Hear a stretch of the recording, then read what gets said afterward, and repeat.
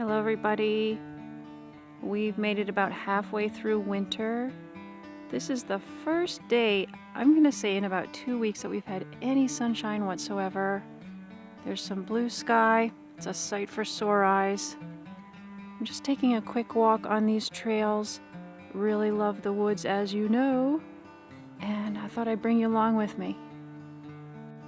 I love how the leaves are frozen down into the snow. Just looks so pretty. Looks like almost like a purposeful printmaking thing.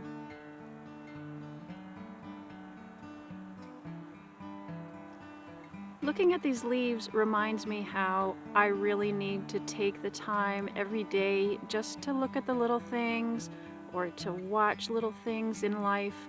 Maybe a sunbeam coming through the window, or if you have a pet or something, there's something funny that they're doing.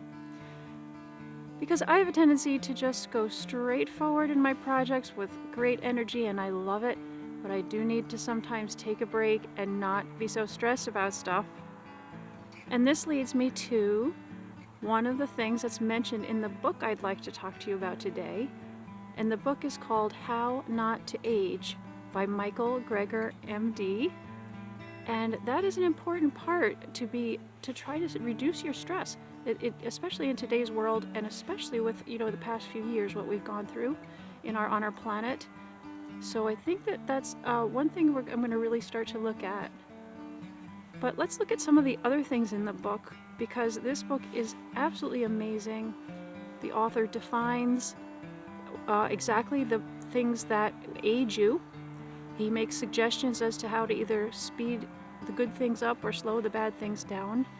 And he also talks about some very, very simple things that you can do to stop aging. Here's the book. It's over 600 pages. The author calls it 4 books in one, and I'll show you why. We'll go to the table of contents. He has it in 4 sections like this. If you look closely, the first section is Slowing 11 Pathways of Aging. And there are the pathways, all the different things that affect aging, such as glycation, IGF-1, mTOR.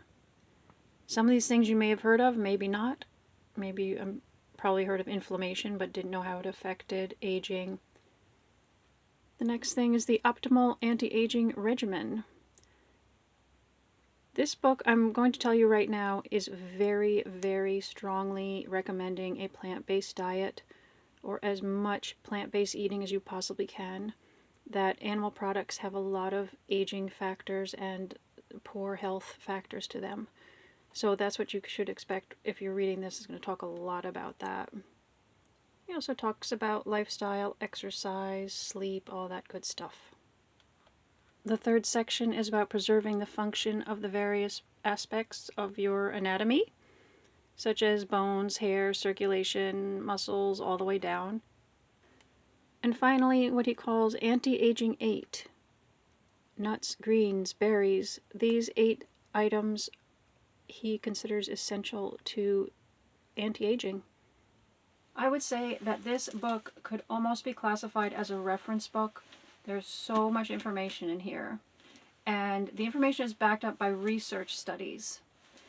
And that actually brings me to a point.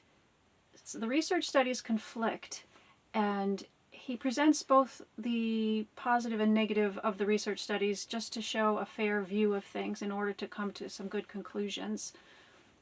I find I found myself kind of getting a little discouraged as like you tell the good research studies, and I go, oh cool, all I have to do is this or this, and then he'll say, but this research study showed that doesn't really work, and then I'm like, oh. So it's kind of like a lot of ups and downs in there, but it's just amazing about how many people are really working towards this anti-aging issue. It's very rare that I take notes for a book, hardly ever. I did take some notes from this book because there's a lot of science in it, and I wanted to remember it.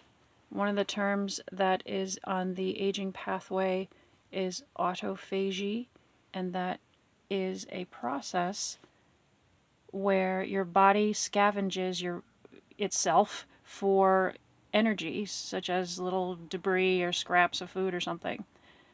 And all that debris and scraps of food are very aging. So autophagy can be good. So one way to encourage autophagy would be to decrease your calories, make sure you're getting exercise, and then there's some supplements that he recommends. Here's some spermidine is supposed to be good for it. It's tempeh, green peas, lentils, chickpeas, a lot of legumes. But if you're a little hungry sometimes between meals, that can be good. Also, he talks about not eating for many hours, say from 7 at night until 6 in the morning till you have breakfast, to not eat at night and to have many hours where you are not eating. The whole reason why we would put these practices into use and read the book and take the notes and all this stuff is so that we will age successfully. So we need to decide what is aging successfully. And this is what the author says. The author says that aging successfully is living independently with no major disease, no symptoms of depression, no function-limiting pain, and that you would have an overall good sense of health and also social health and physicality and mental function. And that you want to consider your health span to equal your lifespan. Aging is considered a disease, and he says that in this book. It's considered a disease where your cells stop dividing and regenerating. Basically, that's it. And there are all sorts of things that contribute to that. So if we can find solutions to that, then it would be great. For right now, the solutions that we can all do are what was in that chart that I showed you about the lifestyle changes, exercise, and things like that. He does talk about a few things you can add to your diet and also mostly subtract from your diet.